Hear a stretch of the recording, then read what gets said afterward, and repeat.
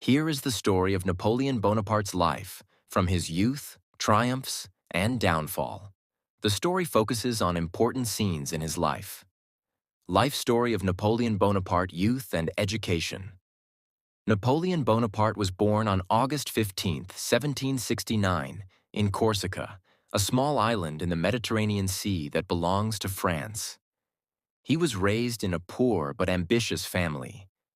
From childhood, he showed intelligence in studies. At the age of 9, he was sent to France to study at a military academy. This is where his interest in military discipline and strategy began. Military rise. In 1785, at the age of 16, he became an artillery officer in the French army. At the height of the French Revolution, Napoleon used his military skills to gain recognition. One of the keys to his success was his successful defense of the city of Toulon in 1793 against British forces. This success prompted his rapid promotion, and at the age of 26, he became a general. Recognition as a leader. In 1799, through a coup d'état, Napoleon gained control of the French government. He founded the consulate, of which he was the first consul. In the following years, he prepared the reforms that became the foundation of modern France. This included the spread of the Napoleonic Code, a law that gave equal rights to all citizens. Becoming emperor. In 1804, Napoleon crowned himself Emperor of France. During this time, he began the expansion of the French Empire throughout Europe. Under his leadership, he conquered most of the continent, including Italy, Spain, Germany, and Poland.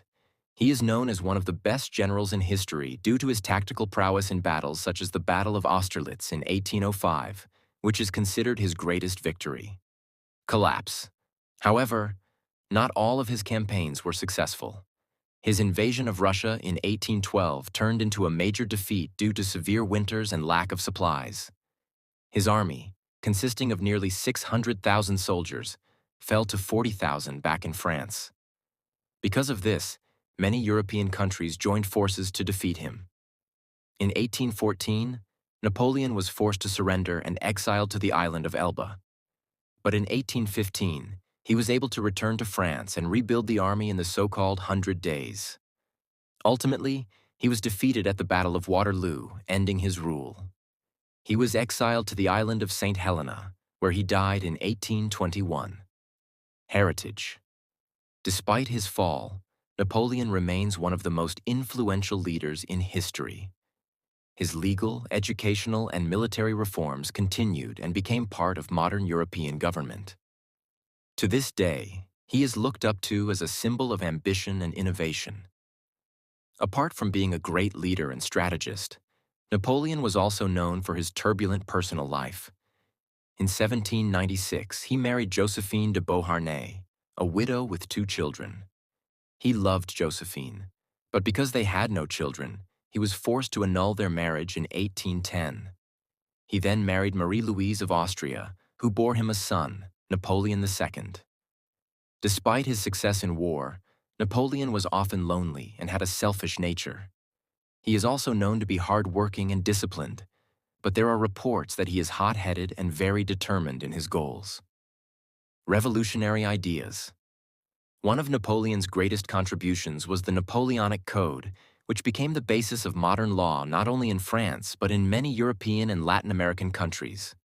He also implemented reforms in education, taxation, and the government system. He believed in meritocracy, or the granting of positions based on ability and not on royal blood. European relations. His expansion of the empire brought great tension to the nations of Europe. The continental system, an economic strategy against Britain, had a major impact but was not entirely successful. He also had many alliances and wars against powerful countries like Prussia, Austria, and Russia. Errors aside from the Russian campaign, another mistake Napoleon made was his overambition to conquer more territory than he could manage. His deportment of many resources for the wars caused a decline in the French economy. Becoming a hero of the masses. Although he became a dictator, many French citizens viewed him as a hero who brought stability after the turbulent French Revolution. On his return from the island of Elba during the 100 Days, He was met by thousands of people who supported him. This characteristic proved his charisma and influence as a leader. After death. After his death in 1821 in St. Helena, his reputation as a historical hero gradually returned. His remains were transferred back to France in 1840, and he was buried at Les Invalides in Paris, where he is commemorated as a national figure.